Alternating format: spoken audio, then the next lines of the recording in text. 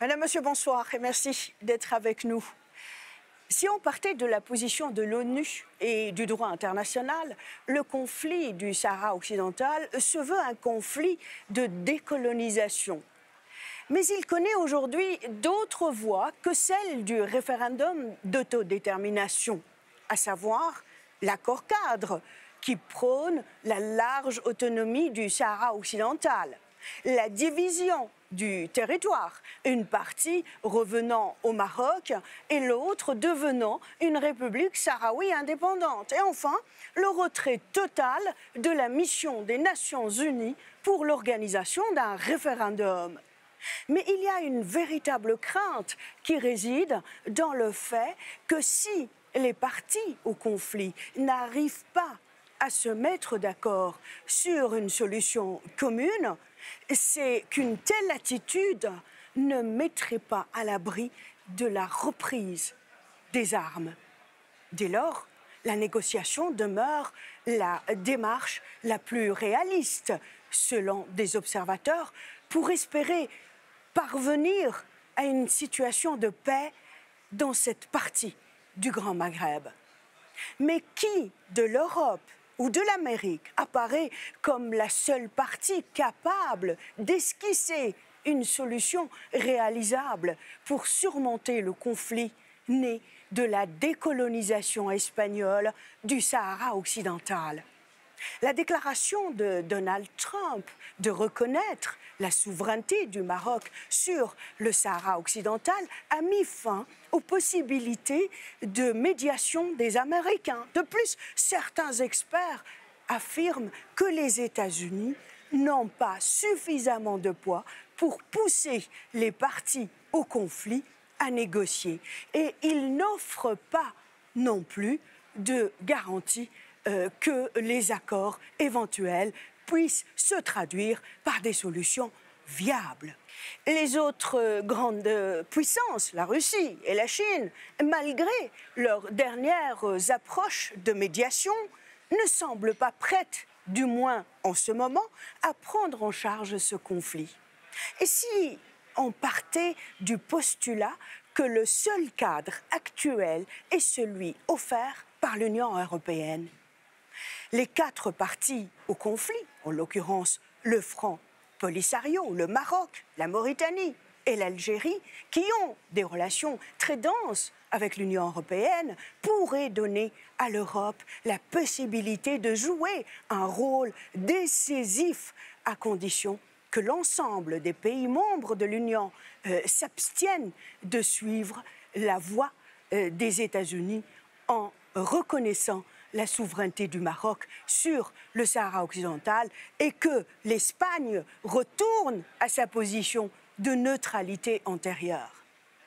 L'Union européenne, frappée de plein fouet par un scandale de corruption inédit, voudrait faire table rase et jouer la carte de la transparence et de l'équité.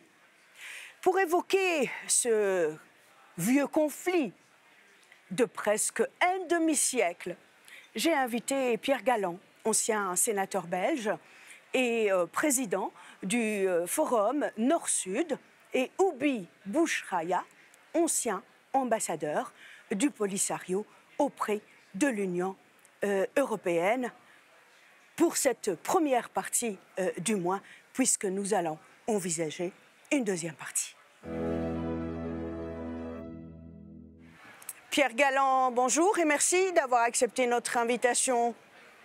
Bonjour, avec plaisir. Monsieur Bouchraya, monsieur l'ambassadeur, oui. Bonjour et merci d'avoir accepté notre invitation. Bonjour, c'est avec grand plaisir. Nous allons bien sûr consacrer cette émission spéciale et cette première partie de l'émission spéciale sur la situation au Sahara occidental. Mais j'aimerais d'un mot, peut-être comme moi, vous avez reçu l'information qui concerne la députée européenne espagnole, Ana Miranda, qui devait être avec nous aujourd'hui dans cette émission, mais elle a été retenue en Israël. Une réaction peut-être, monsieur le sénateur ? Ben, écoutez, c'est de plus en plus une pratique israélienne de rapporter aux frontières, de renvoyer chez eux, de mettre en prison les gens qui se rendent en Israël parce qu'ils sont obligés de passer par l'aéroport de Tel Aviv pour atteindre les territoires palestiniens. Et donc, ils ne parviennent pas à rentrer, ils sont arrêtés et ils sont expulsés. Je trouve que c'est scandaleux de la part de l'autorité israélienne de faire ce mauvais coup à Anna Miranda, qui est une personne tout à fait remarquable et estimable. Une réaction de votre part, monsieur l'ambassadeur? Oui, exactement. Je crois que ça c'est une pratique traditionnelle de la part des forces d'occupation israéliennes, mais ça rassemble beaucoup à la fois aussi les pratiques menées par le Maroc aux territoires occupés du Sahara occidental. Les parlementaires, les eurodéputés, ainsi que des journalistes, des observateurs sont expulsés manu militari régulièrement de différentes villes du Sahara occidental. Donc c'est exactement la même pratique, mais ça ne va jamais empêcher Anna Miranda ni les autres membres du Parlement européen qui iront pour défendre le droit international et la légalité en Palestine, mais aussi au Sahara occidental. Oui, je rappelle qu'elle est partie en délégation officielle avec d'autres collègues à elle, d'autres collègues députés européens qui, eux, ont pu passer, donc, et pas elle. On va aller dans notre sujet d'aujourd'hui et je poserai ma première question peut-être à vous, Monsieur Bouchraya. Quelle est la situation aujourd'hui au Sahara occidental? Comme vous savez, je crois que je n'ai pas besoin un peu de revenir sur l'histoire du Sahara occidental, mais je crois que aujourd'hui, après 30 ans de déploiement de la mission des Nations Unies, la MINURSO au Sahara occidental, le référendum n'est pas encore organisé et c'est à cause de ces refus catégoriques de la part du Maroc de permettre cette consultation démocratique qui s'inscrit dans un package accordé entre le Front Polisario en tant que représentant légitime du peuple du Sahara occidental et les forces d'occupation marocaines sous l'égide de l'ONU pour permettre à ce référendum d'être organisé et aux Sahraouis de décider de leur destin. Après 30 ans, malheureusement, on est revenu à la case de départ aujourd'hui.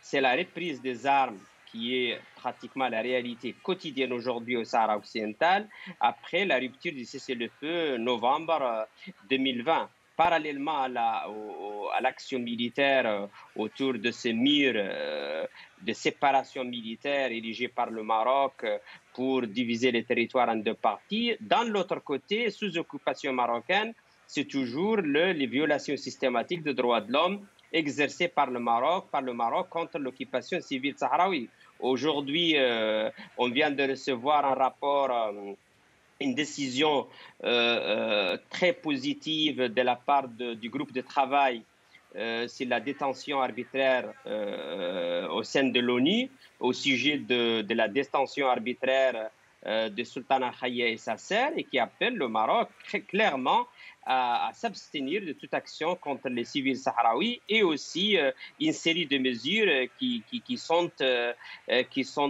devraient être mises en place pour assurer la protection de cette défenseuse de droits de l'homme. Et bien sûr, c'est l'action diplomatique, c'est le Maroc qui subit d'une façon une succession de revers à travers le monde.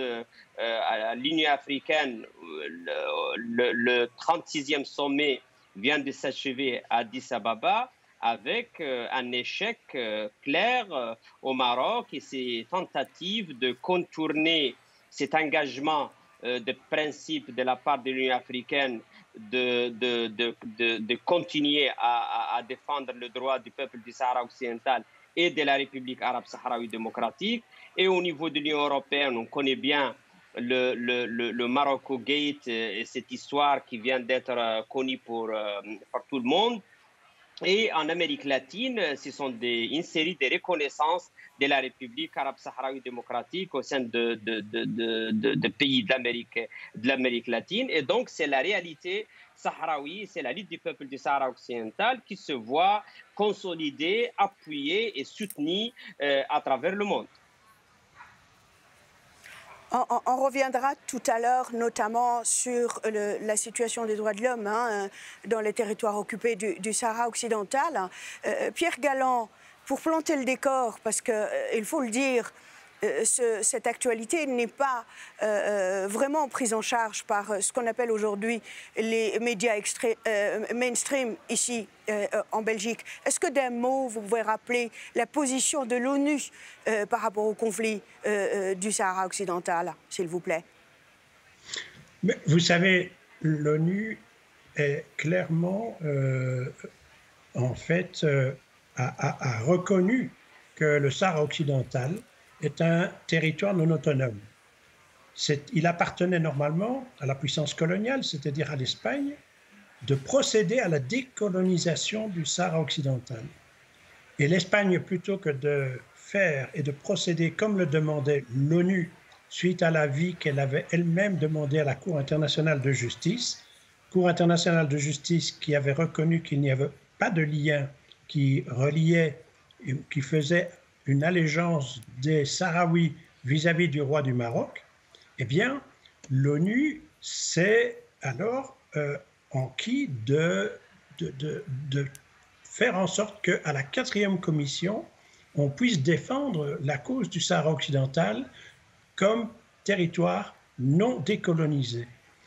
C'est alors que le Maroc a saisi l'initiative de la marche de 300 000 Marocains qui sont descendus, soi-disant pacifiquement, dans les territoires sahraouis. Et il faut savoir que c'était une image pour l'international, pour la publicité internationale, parce que de fait, cette marche était accompagnée d'une offensive militaire et d'une offensive par l'aviation.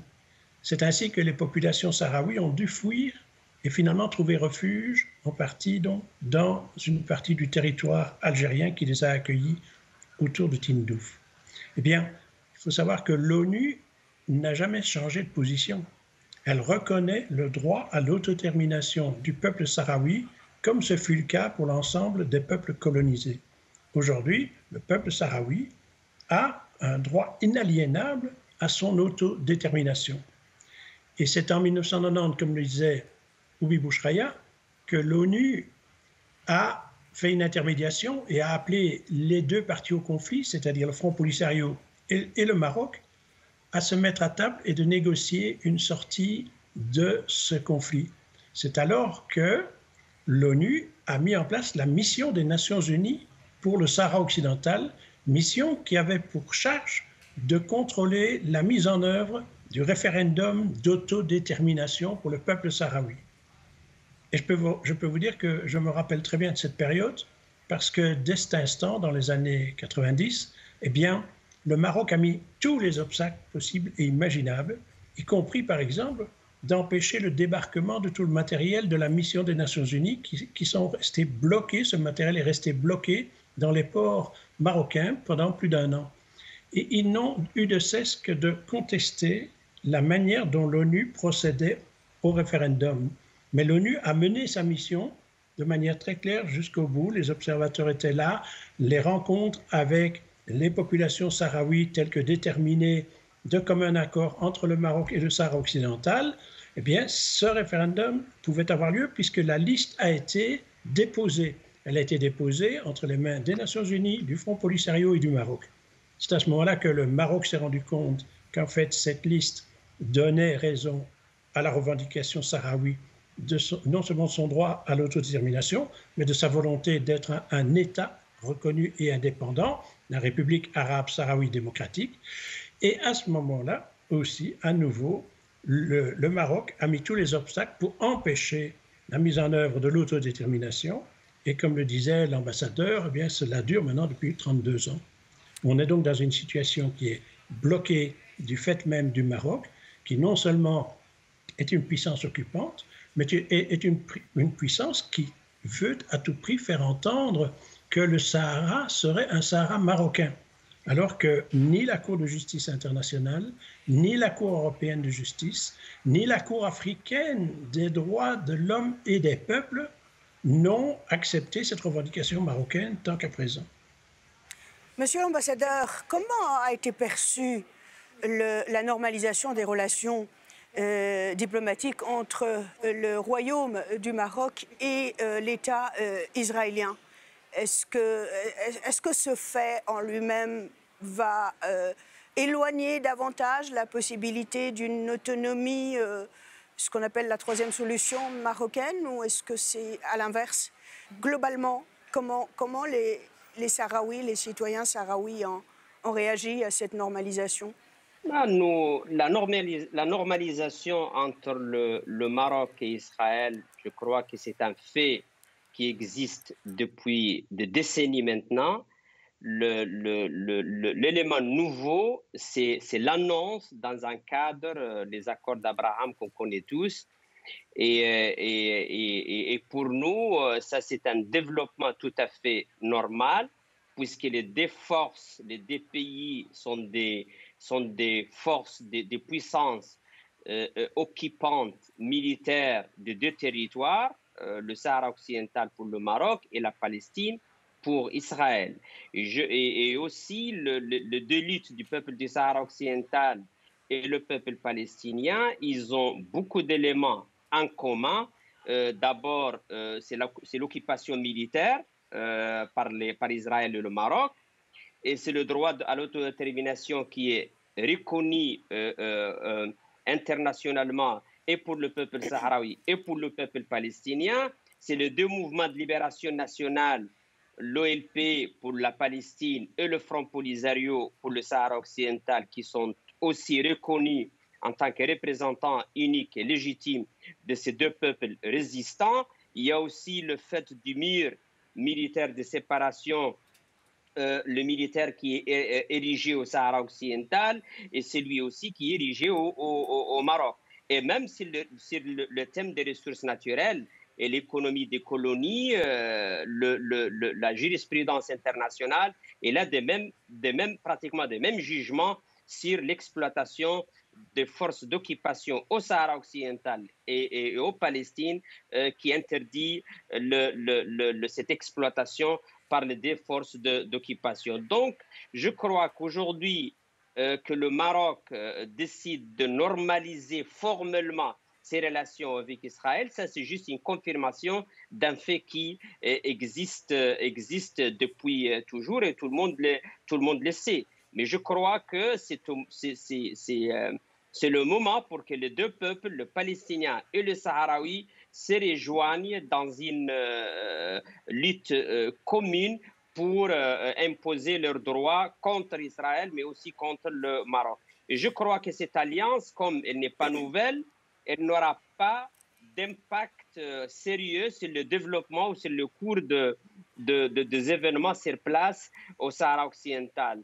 Israël faisait partie des alliances qui ont soutenu le Maroc depuis son invasion du Sahara occidental en 1975. C'est Israël, c'est l'expertise israélienne qui a servi comme base exclusive pour le Maroc de construire le mur de séparation militaire au Sahara occidental. Et ça n'a pas eu un effet déterminant pour la lutte du peuple du Sahara occidental, puisque le Sahraoui ont continué à résister, ont continué à obliger, et même ils ont réussi finalement à obliger le Maroc à s'asseoir autour d'une table pour négocier l'accord de paix ONU-OIA en 1990 et 1991. Aujourd'hui, même avec cette formalisation de cette alliance, Israël est venu d'une façon beaucoup plus visible au secours du Maroc dans cette deuxième phase de guerre de libération nationale sahraoui contre le Maroc, mais elle aura exactement le même sort que celle qui existait au fin des années 80, au début des années 90. Les Sahraouis sont déterminés plus que jamais pour poursuivre leur lutte de libération. Parallèlement à l'intervention militaire d'Israël au Sahara occidental, il y a aussi une sorte d'intervention par les médias de nouvelles technologies, des médias de diffamation massive. C'est l'histoire qui vient d'être révélé par l'enquête menée par Forbidden Stories et qui révèle que toute une machine opérant à partir d'Israël et qui avait comme objectif central, ou au moins un des objectifs centraux, c'était de diffamer le Polisario et de lui coller toutes sortes d'étiquettes, entre eux, bien sûr, cette relation avec Hezbollah, de thèses comme quoi qu'il lie le Polisario avec le terrorisme et tout ça. Donc, c'est Israël qui vient au secours, pas seulement militairement, mais aussi diplomatiquement et dans la diffamation et dans l'information. Mais le peuple sahraoui a fait preuve au long de son histoire d'une capacité de résistance et de ténacité. Et je crois que aujourd'hui, ce qui se passe dans les zones occupées, dans les camps de réfugiés, mais surtout autour du mur, et cette action diplomatique qu'on mène et les victoires que le peuple sahraoui, sous le leadership du Polisario, est en train de récolter, c'est la preuve qu'on finira par consolider nos droits et avoir notre droit à l'autodétermination et à Monsieur l'indépendance Bouchraïa, consacrée. je vais vous laisser encore la parole, mais je vous demanderai de faire un peu plus court pour me dire d'un mot vraiment les relations entre, d'une part, le Polisario et l'Union européenne. Est-ce que vous avez le sentiment, est-ce que vous avez perçu un changement depuis le Maroc Gate? On est encore au début de cette histoire de Morocco Gate. On est toujours dans la phase d'instruction de ce cas et on est à l'attente des résultats de cette phase, mais aussi à la phase suivante qui est la partie de jugement.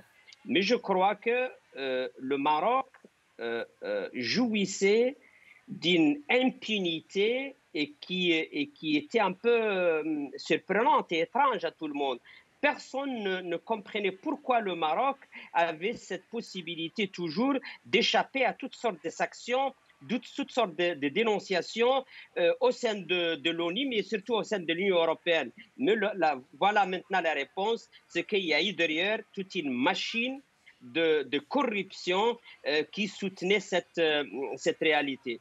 On espère, on est optimiste comme quoi la découverte de ce scandale ouvrira une nouvelle page pour le peuple sahraoui à travers lequel on aura beaucoup plus de présence, mais aussi accès aux espaces auxquels on était pratiquement interdit pendant les dernières 2 décennies. Je vais poser la même question, ou presque, à Pierre Galland.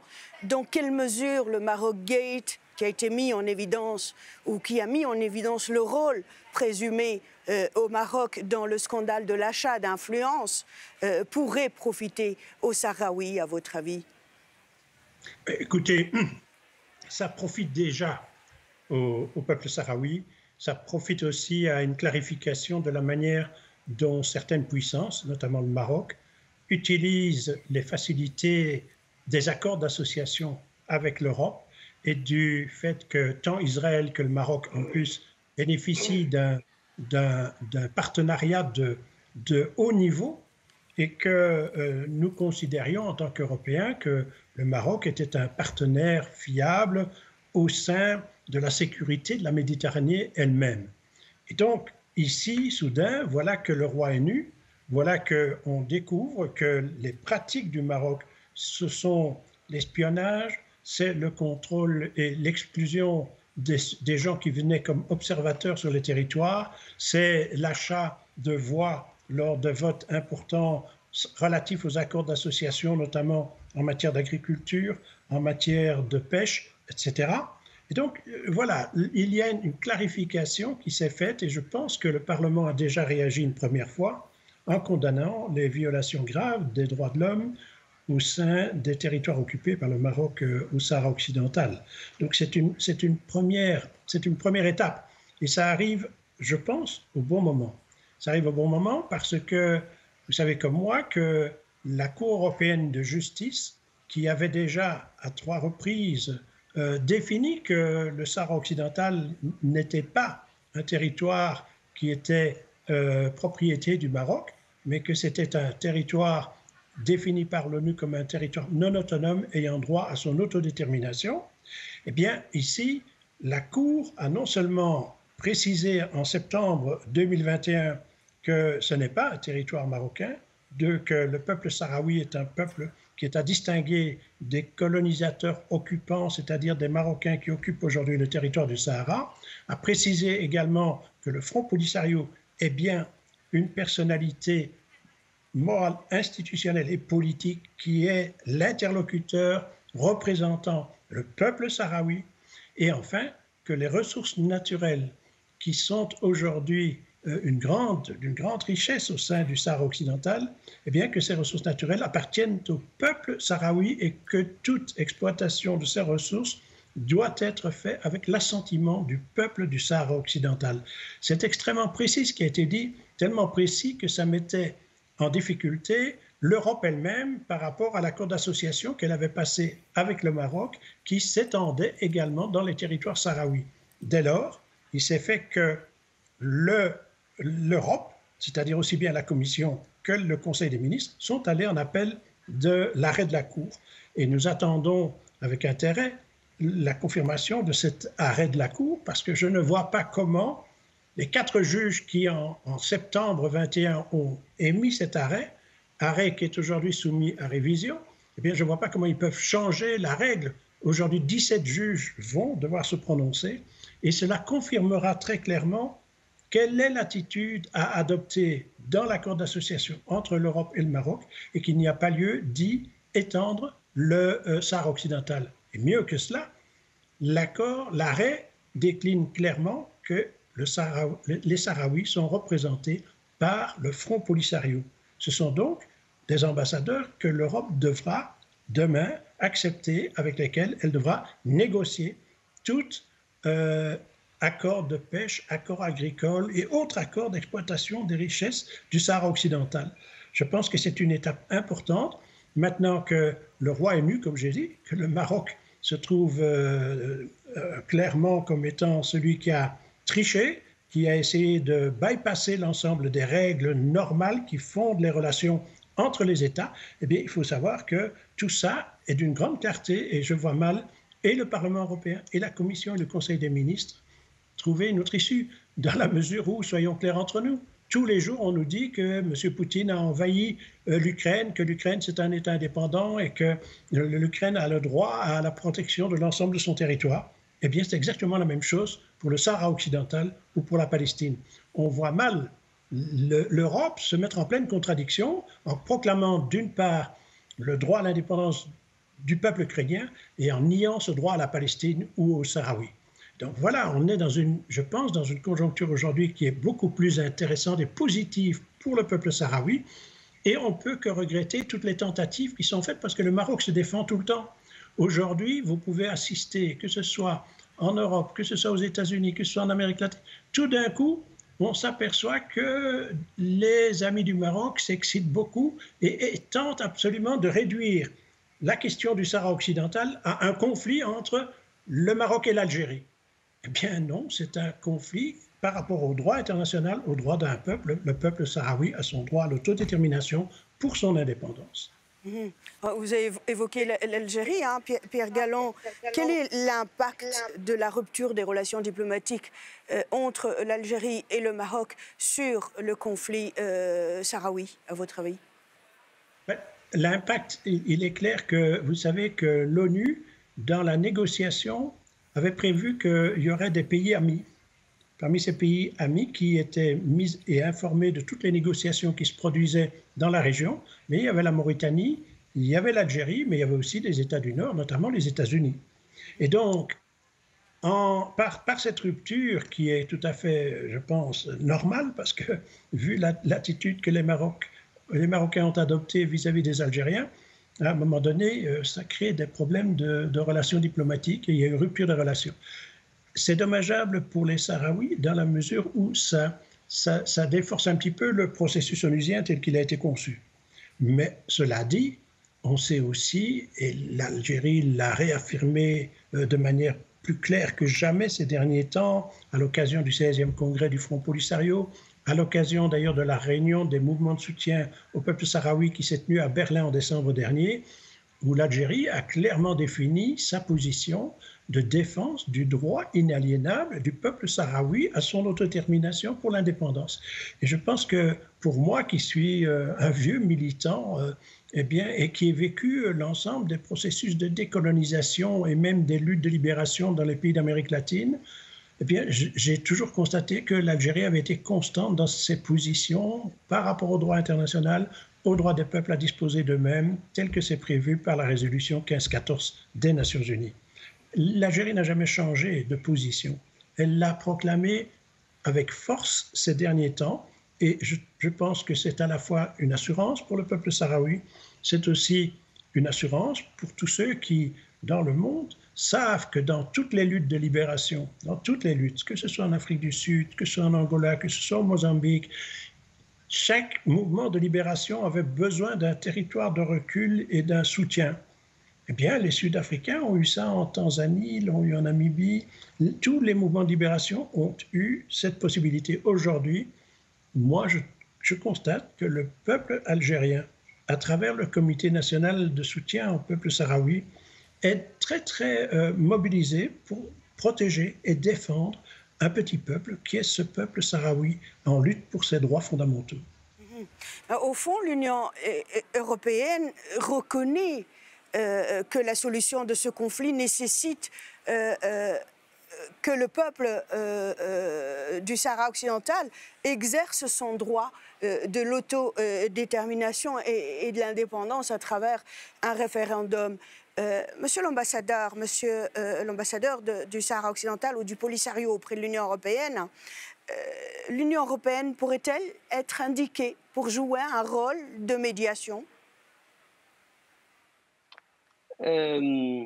Tout à fait, je crois que l'Union européenne, à cause de ses politiques, un peu de s'aligner sur la position marocaine, pas seulement dans l'histoire des ressources naturelles, là où le Conseil de l'Union européenne et la Commission ont décidé à violer les termes, mais aussi l'esprit des différentes décisions de la Cour de justice européenne, mais aussi par des accords et d'appui financier au Maroc qui consolide son occupation sur le territoire. Je crois que l'absence d'un appui explicite pour le référendum d'autodétermination au Sahara occidental, je crois que par ce genre de prise de position, l'Europe faisait partie du problème au Sahara occidental.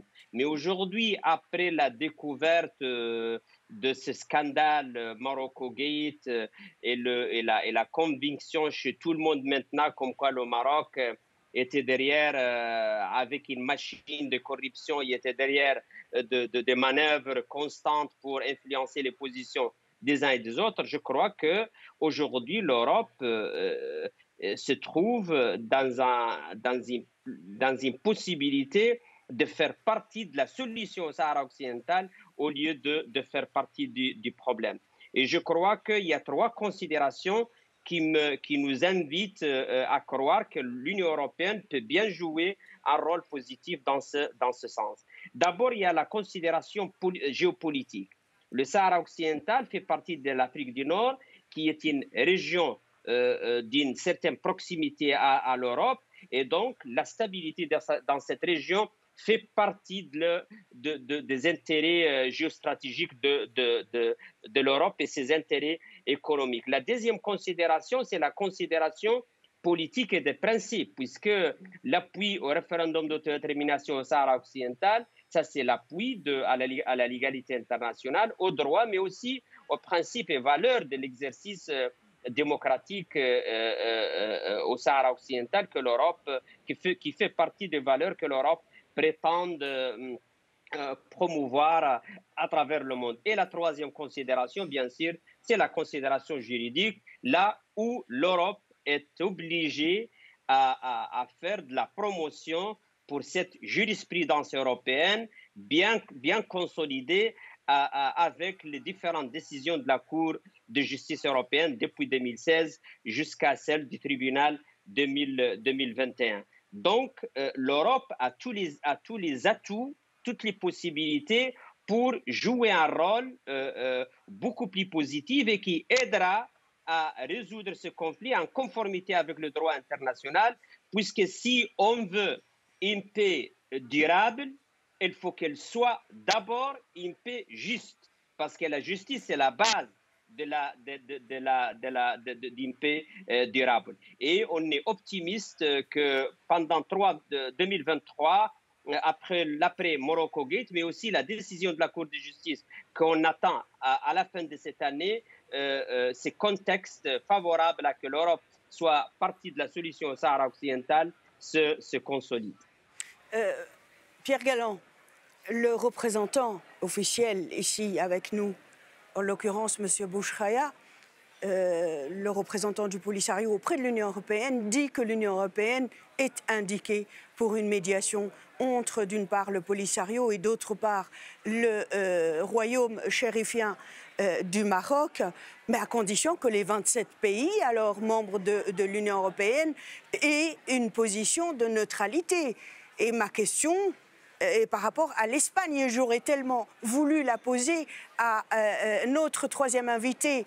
Je rappelle Ana Miranda, qui est députée européenne espagnole et qui est en ce moment retenue par les forces de l'ordre israéliennes parce qu'elle a fait partie d'une délégation européenne pour se rendre dans les territoires occupés palestiniens et que, comme vous l'avez indiqué au départ, elle est obligée de passer par un aéroport israélien. Donc, vous pensez que la position, le retournement, le revirement de position de l'Espagne récent, qui a consisté à reconnaître la souveraineté du Maroc au Sahara occidental, est-ce que cette position-là doit d'abord changer? Est-ce que l'Espagne ne devrait pas d'abord retourner à sa première position de neutralité? Mais ce n'est pas seulement sa position de neutralité. L'Europe, d'abord l'Espagne. L'Espagne est encore et toujours puissance coloniale. Pour l'ONU et pour le droit international, c'est l'Espagne qui est la puissance coloniale. Elle a passé des accords de Madrid rétrocédant une partie du territoire du Sahara occidental aux Marocains et l'autre aux Mauritaniens. Ça n'a aucune valeur juridique. Donc, si vous reprenez les bases juridiques du droit international, l'Espagne reste la puissance coloniale et l'Espagne, au lieu de jouer des jeux douteux, fondés sur des intérêts purement commerciaux et stratégiques, eh bien, l'Espagne devrait remplir ses obligations en fonction de la Charte des Nations Unies et simplement décoloniser le Sahara occidental. Ce serait la première étape. L'autre acteur important, c'est la France. C'est la France parce que le Maroc, tout le monde sait que, soyons clairs entre nous, le Maroc, c'est un protectorat français. Et les Français ont été tout à fait surpris et furieux de voir Trump s'ingérer dans leur champ de la Franc-Afrique. Et donc, vraiment, il y a deux pays qui ont une responsabilité en Europe essentielle dans toutes ces négociations. Et on sait bien, et on le voit même, que chaque fois qu'il y a une négociation dans le cadre des accords d'association avec le Maroc, les Français sont extrêmement présents. Les Espagnols sont extrêmement présents parce qu'ils ont des intérêts économiques dans la région. Et donc, ces deux pays ont une responsabilité politique éminente. Et vous savez comme moi que généralement, dans l'Europe, les pays de l'Europe font confiance aux anciennes puissances coloniales. C'est comme ça par tradition. Le jour où la France et l'Espagne changent réellement de leur position et disent aujourd'hui, nous reconnaissons le Front Polisario comme interlocuteur dans une négociation qui doit conduire à l'autodétermination du peuple sahraoui, le jour où ils diront ça clairement, et M. Borrell le dit à peu près, il faut bien être clair là-dedans, l'Europe n'est pas simplement du côté du Maroc avec, soi-disant, une large autonomie. Pas du tout. M. Borrell a réaffirmé récemment que le cadre de règlement du conflit, c'est les Nations Unies. Eh bien, que l'Europe s'active pour faire en sorte que ce cadre onusien devienne une pratique par le fait qu'eux-mêmes se mettent en position. L'Espagne doit se retirer définitivement du Sahara occidental. N'oubliez pas que l'espace aérien sahraoui est encore contrôlé par l'Espagne aujourd'hui. C'est bien la preuve qu'ils ne sont pas tout à fait partis du Sahara. La France, elle a un intérêt majeur aujourd'hui parce que dans la région, on est un climat beaucoup plus serein qui permet une réelle coopération, non seulement avec le Maroc ou avec l'Algérie ou avec le Sahara occidental, non, avec l'entité du Maghreb comme tel. Et je pense que c'était un rêve à un moment donné, lors des accords de Madrid en 1995, d'avoir une relation particulière méditerranéenne, mais particulière avec l'ensemble du Maghreb.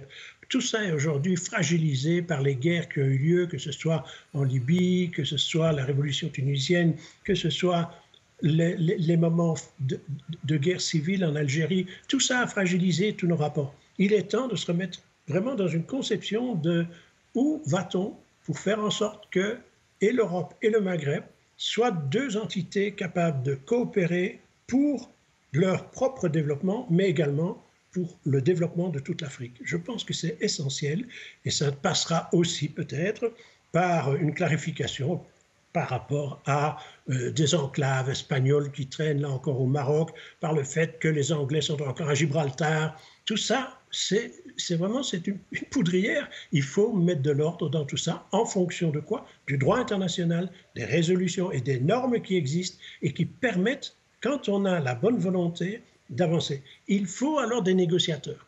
Et c'est vrai que là, aussi bien dans le monde africain que dans le monde latino-américain aujourd'hui, il y a des gens qui sont, comme l'Afrique du Sud, comme le Nigeria, comme d'autres, qui sont extrêmement actifs pour faire en sorte qu'on résolve ces derniers avatars de la décolonisation que sont et la Palestine et le Sahara occidental. C'est indispensable pour l'avenir et la sécurité commune en Méditerranée. Mais aujourd'hui, on sait que le monde est très perturbé et donc il faudra un gros effort et que toutes les voies qui ont un peu de bon sens, un peu de vision de ce que doit être la sécurité et coopération commune, le développement et la paix dans le monde, eh bien, le Sahara occidental, comme la Palestine, je le dis régulièrement, vous savez, aujourd'hui, on dit que c'est les dernières colonies. Non, c'est l'avant-garde d'un projet de réhabilitation du droit international et de la capacité des peuples de vivre ensemble avec un multilatéralisme reconstruit au sein des Nations Unies. Quelle est la solution la plus probable, la plus réalisable mise sur la table? Est-ce que c'est la souveraineté du Maroc avec une large autonomie, ou est-ce que c'est le partage du Sahara occidental en deux parties, hein, une partie sahraoui indépendante, une partie pour créer la République sahraoui indépendante et une partie sera sous mandat marocain? Ou alors, carrément, une autre solution que personne ne veut, peut-être, c'est le retour aux armes, la guerre, une guerre de libération. La guerre de libération, elle est en cours. Le peuple sahraoui, le 16e congrès du Front Polisario a déclaré qu'il ne se laisserait pas simplement imposer la loi par les armes marocaines aidées par les Israéliens. Ils ont dit, nous allons nous battre. Et ils se battent depuis l'affaire de Guerguerat. Ça fait déjà 2 ans que la lutte armée a repris et que l'ONU est restée passif. Aujourd'hui, il faut sortir l'ONU de sa passivité. Il faut que l'ONU arrête d'être un notaire qui constate ce qui se passe sur ce territoire.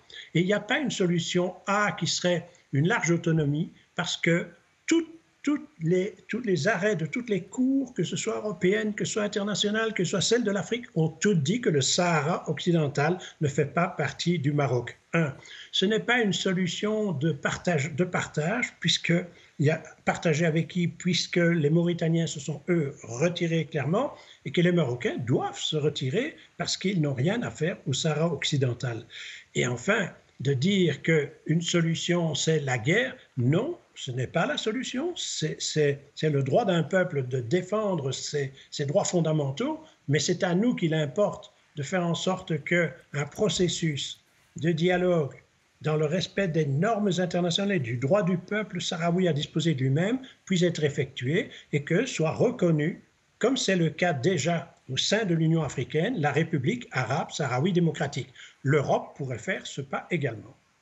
Très bien. Avant de vous donner pour une dernière fois la parole, avant de conclure, j'aimerais revenir sur un point très important. Je l'ai évoqué, il faut qu'on en parle et je poserai la question à M. Bouchraya. La crise humanitaire, la crise que subit les Sahraouis au niveau des droits de l'homme, dans les Sahraouis qui se trouvent dans les territoires occupés. Un mot peut-être, M. Bouchraya. Ouais, ça, c'est une réalité très connue, puisque les violations systématiques des droits de l'homme de la part du Maroc au Sahara occupé, ça c'est bien documenté, c'est bien connu. Il y a des rapports pratiquement de toutes les organisations humanitaires internationales. Ce n'est pas le Polisario qui dit ça. Même l'ONU, le mécanisme de protection au niveau de l'ONU, le comité contre la torture, les rapporteurs spéciaux, les groupes de travail, tout ça, ils ont publié, ils ont déclaré des prises de position très claires dans ce sens et qui dénoncent les pratiques répressives du Maroc au Sahara occidental. Maintenant, ça c'est une réalité, malheureusement, qui existe malgré le fait qu'il y a une mission de l'ONU depuis 1991 déployée au Sahara occidental et qui fait pratiquement, qui ne bouge pratiquement pour superviser le droit de l'homme. Il y a eu une demande introduite par un grand nombre de pays à travers le monde, mais aussi des organisations internationales, comme quoi le temps est venu pour que la MINURSO assume un rôle de protection, mais aussi supervision des droits de l'homme au Sahara occidental. Ça, c'est la seule mission des Nations Unies au monde qui n'a pas ces prérogatives, qui n'a pas ce mandat.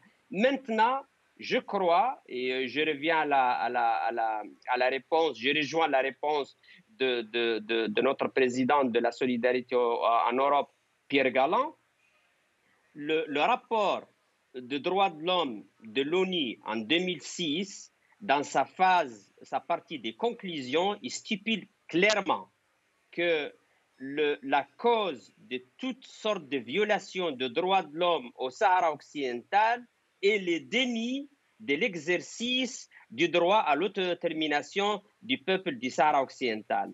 Donc, si on veut régler la problématique de violation des droits de l'homme au Sahara occidental, il faut d'abord assurer l'exercice authentique et original du peuple du Sahara occidental de son droit à l'autodétermination à travers un référendum régulier, libre, sous les auspices de l'ONU. Il n'y a pas de solution B, il n'y a pas de solution C, il n'y a pas de solution D. C'est seulement la parole des Sahraouis.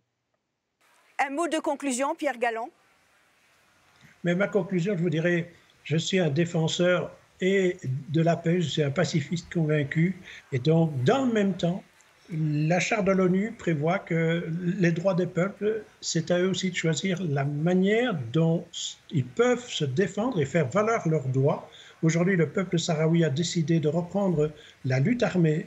Eh bien, je respecte ce choix mais en même temps, il me peine beaucoup parce que cela témoigne d'un vacuum, d'un manque grave de la communauté internationale. Et là, l'Europe, elle est vraiment aujourd'hui à côté de ces normes à elle. L'Europe a été créée pour la paix. Elle était faite pour faire en sorte qu'on ait une Méditerranée de paix, qu'on ait une bonne relation avec l'ensemble des peuples du pourtour de la Méditerranée. Aujourd'hui, c'est tragique parce que ce n'est pas comme ça que ça se passe. Et je vous assure que toute mon énergie, je continuerai à la mettre pour que ça puisse survenir au plus tôt et pour le peuple sahraoui et pour le peuple palestinien, parce que c'est en même temps une façon de voir le monde et de permettre de rendre aux Nations Unies toute sa capacité à gérer notre planète pour la paix et pour le développement. Merci vraiment d'avoir été avec nous. Monsieur Bouchraya, un dernier mot aussi pour conclure. C'est juste pour confirmer que le peuple sahraoui est décidé, déterminé aujourd'hui pour poursuivre sa lutte de libération par tous les moyens légitimes et on a décidé à activer les 4 axes de résistance sahraoui qui est l'axe de la lutte armée, l'axe diplomatique, l'axe de la résistance pacifique sous occupation et le quatrième axe qui est continuer à édifier le modèle de l'État sahraoui dont le peuple sahraoui rêve, qui est un État démocratique et égalitaire. Oubi Bouchraya, je rappelle que vous êtes l'ancien ambassadeur du Polisario auprès de l'Union européenne. Merci d'avoir accepté notre invitation. Merci vraiment. Et je rappelle à nos téléspectateurs qu'en principe, on va poursuivre ce vrai dialogue, peut-être la semaine prochaine ou la semaine d'après, en tout cas au retour de l'eurodéputée Madame Anna Miranda. Et comme je vous le disais au début de cette émission, elle se trouve dans les mains des forces de l'ordre israéliennes parce qu'elle a fait partie d'une délégation en bonne et due forme, une délégation européenne de députés européens pour se rendre en visite de travail dans les territoires occupés palestiniens. Madame, Monsieur, cette émission s'achève. Merci de l'avoir suivie. Au revoir.